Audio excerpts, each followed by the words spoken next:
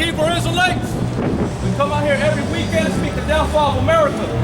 And let you Negro, Latinos, Native American Indians know that you're the true Hebrew Israelites of the Bible. All right? And we're letting you know that America's about to be destroyed, man, according to the Bible. Go ahead and get that first scripture. And one other thing, man, to cut down all y'all's philosophies and false doctrines. All right? You Catholics, Presbyterians, Methodists, Pentecostals, there's only one doctrine according to the Most High. All right? Yeah, Acts 17:1. Acts 17:1.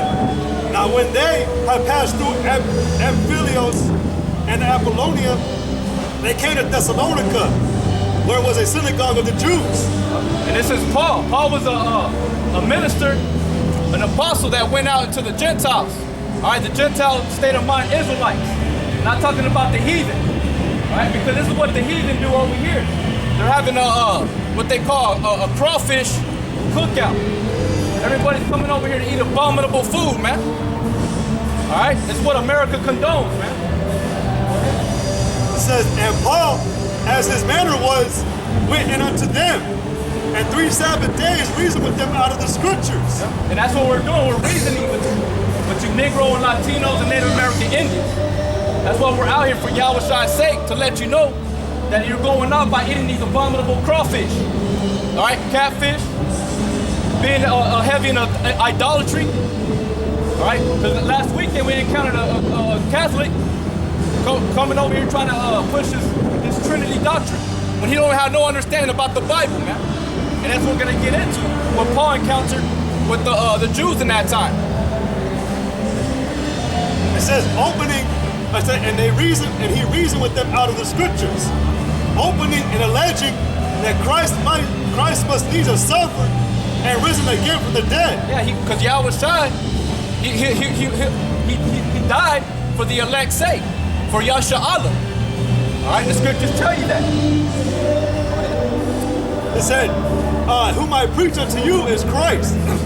And some of them believed and consorted with Paul and Silas, and of the devout Greeks a great multitude, and of the chief women not a few. And the devout Greeks of a great multitude, because only an Israelite can come to the truth.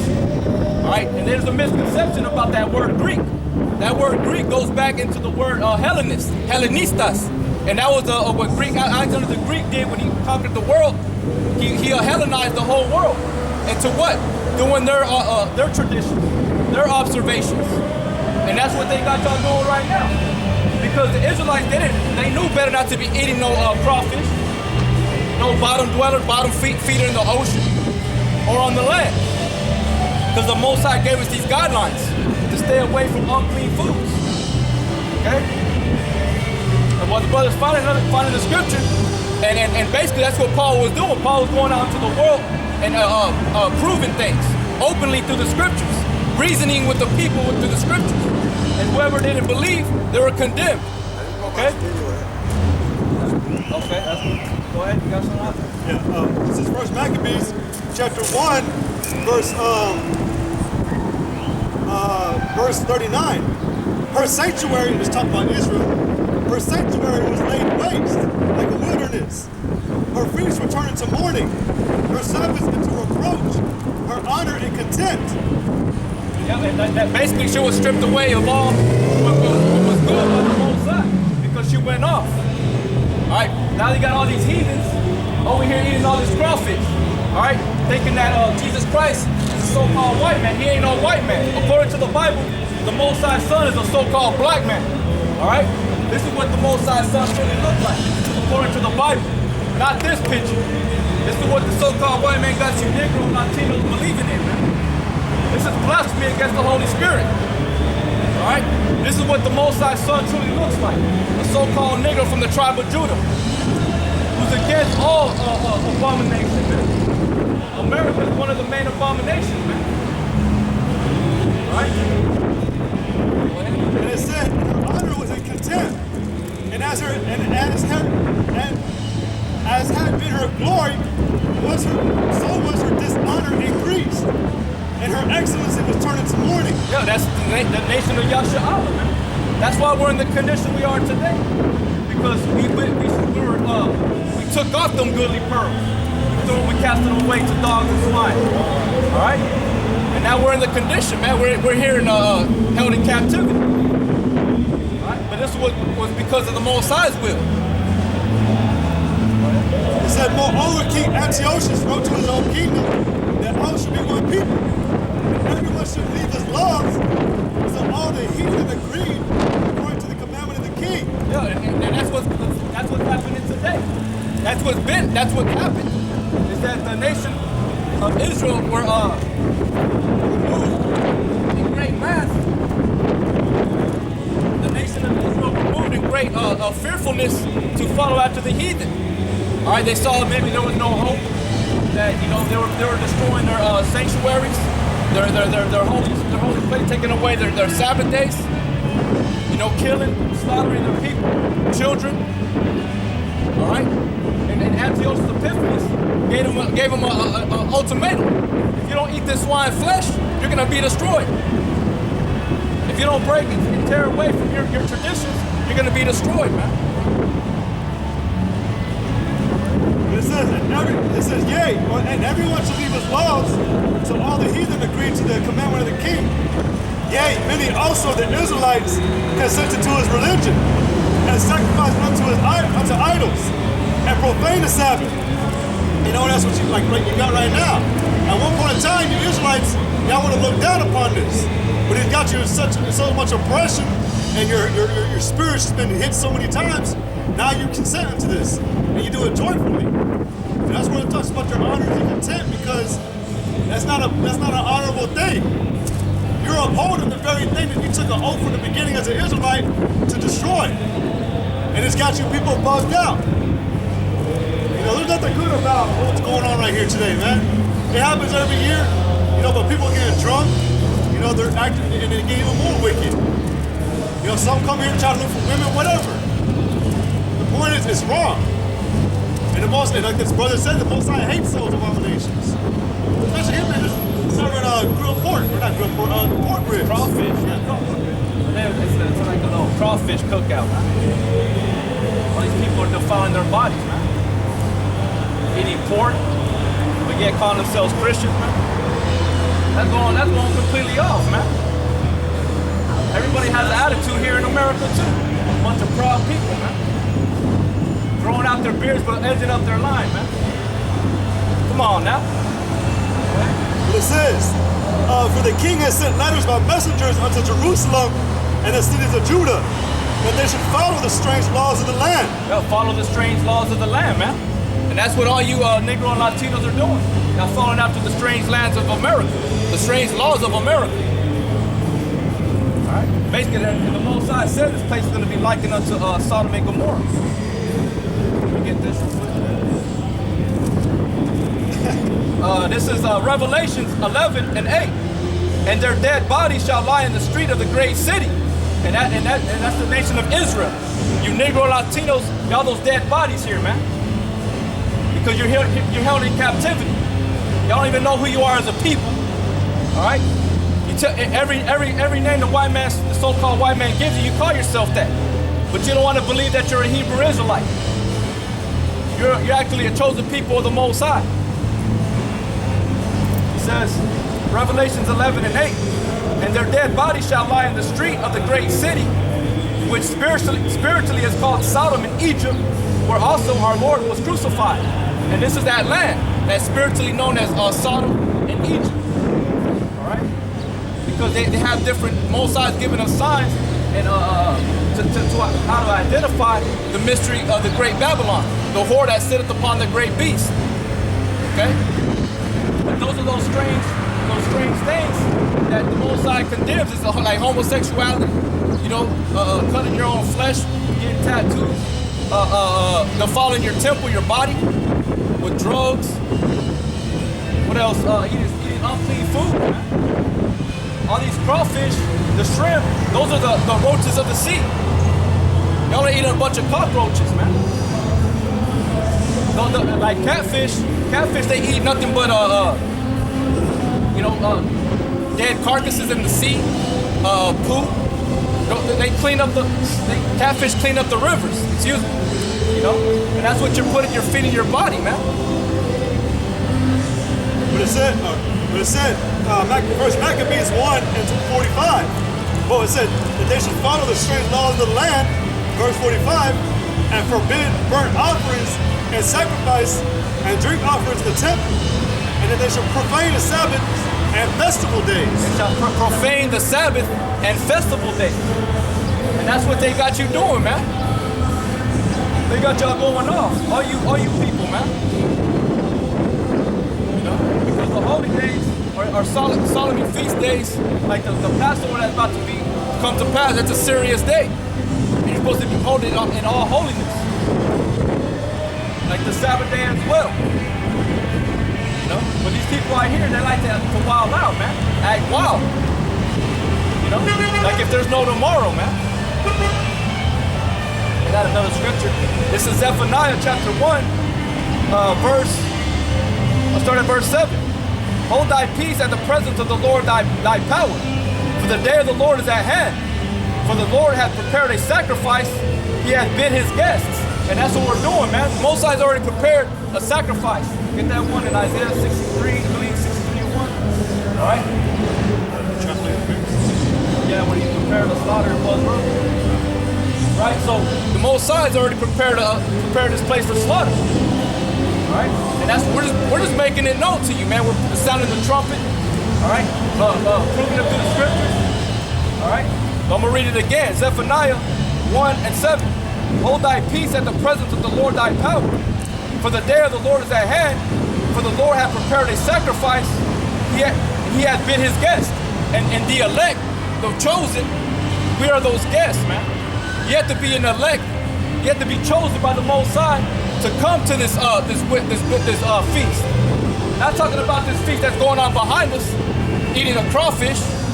I'm talking about the feast down at the Most High's table. All right, in all holiness, man. Stripping yourself away from all filthiness and the pollution, the pollutants of this world, man. The false doctrine, the philosophies. All right, and that's where the Most High got this place prepared. You got that script?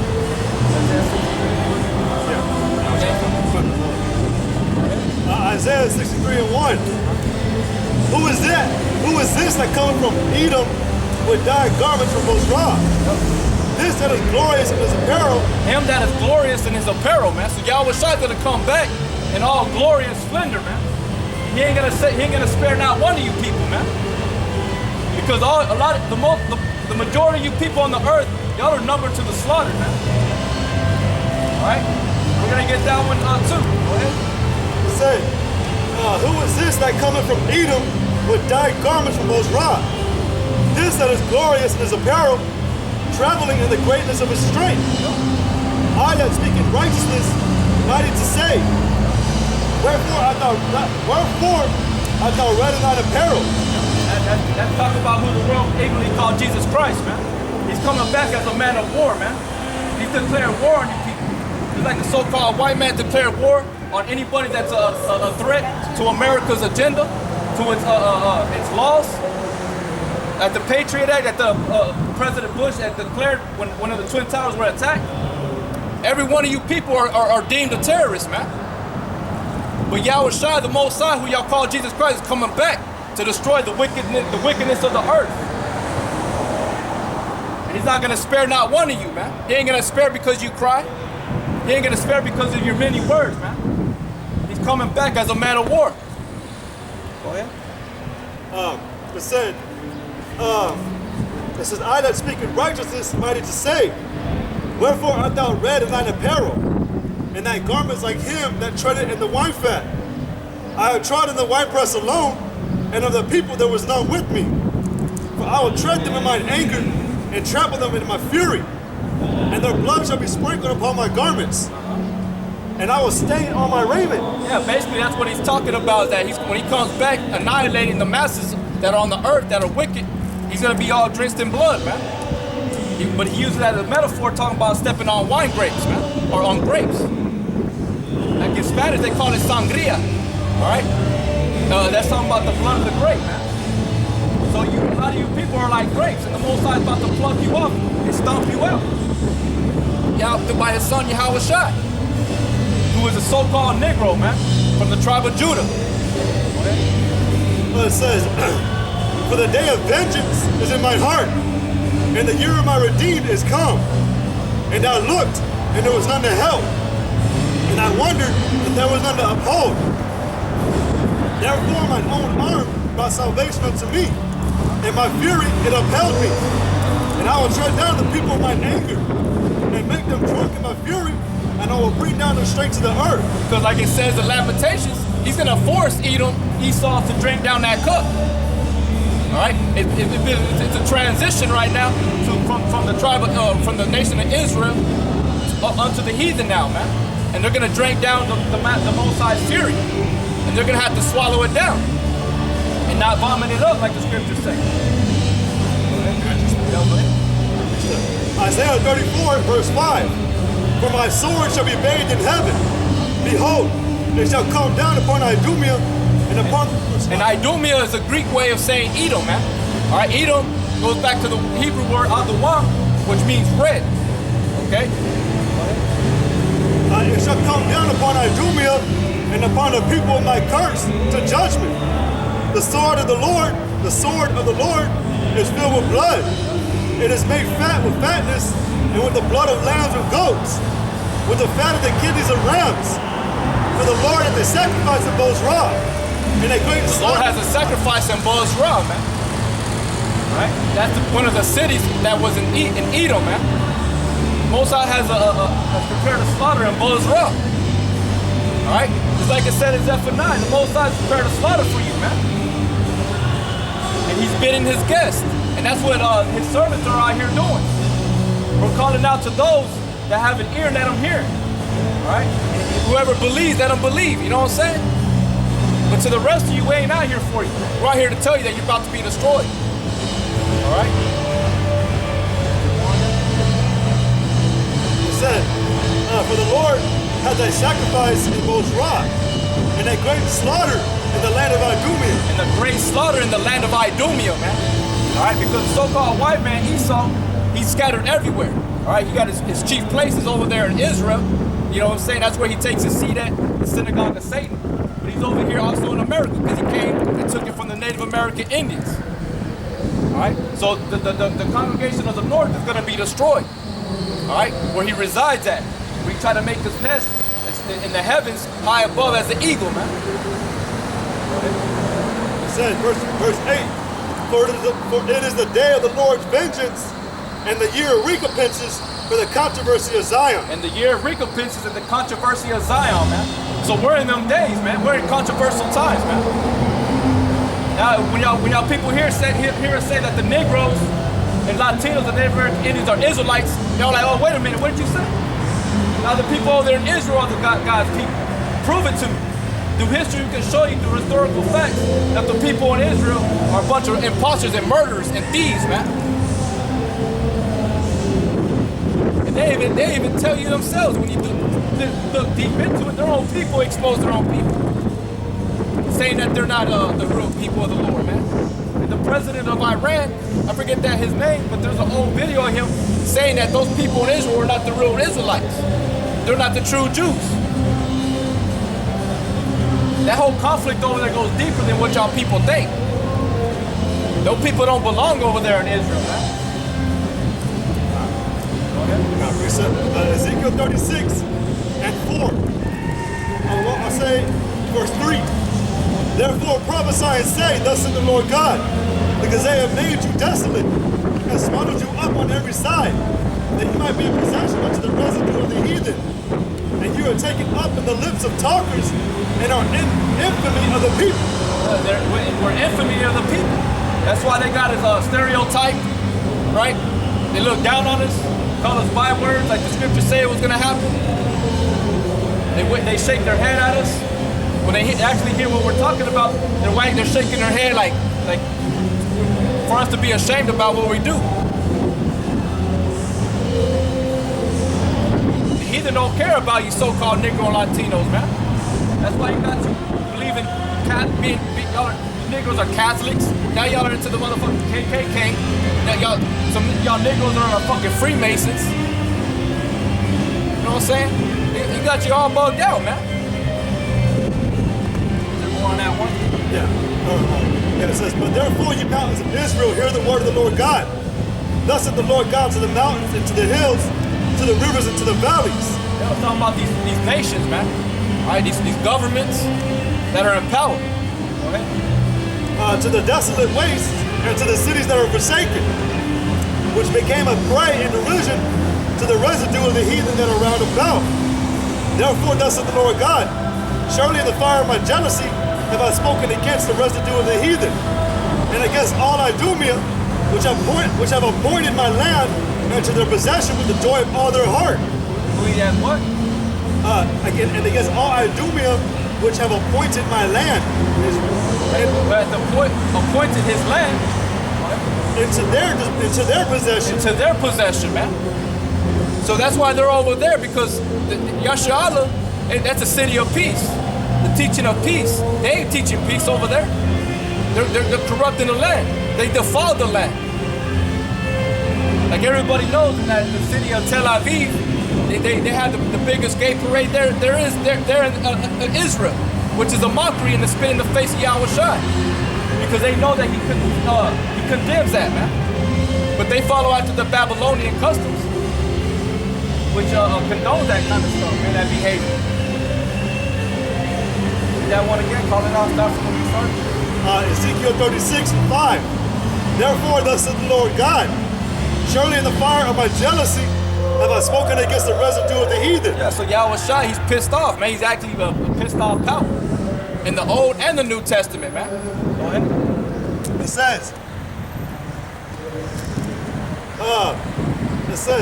and surely in the fire of my jealousy have I spoken against the residue of the heathen, and against all Idumea, which have appointed my land into their possession with the joy of all their heart. Yeah, who appointed his land into their possession, man. So they went and took over that land. They've appointed that land to themselves. That's why you got these other nations mad about that, man. And real quick, but the Bible proves it, man. That's the point. The scriptures are still true. The Bible proves what we're speaking about still remains the truth. You can't cover the truth, man. But you want to like today, you want to hold a little festival right here. You're trying to keep those Israelites' minds at bay, so they don't ever think about past. Or is this what I'm doing? Is it right? Hell no, man. People love eating crawfish today, man. People love that shit. But it's got y'all so bugged out, man. But it's always, I guarantee you, who hosting it is an Edomite, a wealthy little Edomite, and he's telling all these belonging two-third Israel children to come out and play today and have fun and get drunk. He's polluted. All right, he's possessed of all these lands with the full joyness of his heart. He gets off on it because he knows what he's doing. See, y'all people, you two-thirds, you people on this side, y'all fail to realize what's really going on, but even your own enemy, the most wicked of all people, knows what's going on. I just tell you how bugged out he's got you people. I got a scripture. This is Psalms 49:11. Their inward thought is that their houses shall continue forever, and their dwelling places to all generations. They call their lands after their own names. Yeah, they basically possess them to the fullest. You can name a star today off of a white man today. You can actually claim a name today. But you got Chadburn. That's the last name of somebody's of another man or a woman, whatever. San Angelo in particular was named after this man's wife. That one that wanted to make his land in memory for her, and it was an Edomite. San Angelo is not even a Spanish name, But y'all want to uphold San Angelo pride. 325. I got a Proverbs 22:28. Remove not the ancient landmark which thy fathers have set. And you know what? San Angelo was really was like a special place of the Most High, because when you look back into history of the little wars that happened here, those don't happen for no reason. there was something going on in San Angelo.